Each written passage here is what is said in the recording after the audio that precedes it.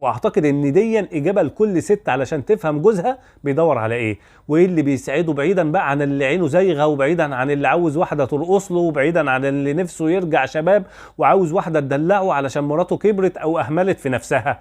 قال لها انا ناقصني ست. ودي لوحدها كلمه مش سهل تحقيقها بسهوله، صدقوني. ست تبقى عندها كلمه طيبه وحنونه وعطوفه، ست مش طول الوقت تشخط وتنطر وتزعق، ست تسمعك بقلبها مش طول الوقت تتريق عليك وتقلل منك، ست ما خافش منها وتحتويني، اقلع هدومي وهمومي قدامها وانا مش خايف، مش شايل هم كل لحظه انها ممكن تقلب وتنكد عليا، ست ما تعاملنيش من فوق، مش مسموح له ان هو يتكلم او يغلط او يعمل اي حاجه الا باوامر منها.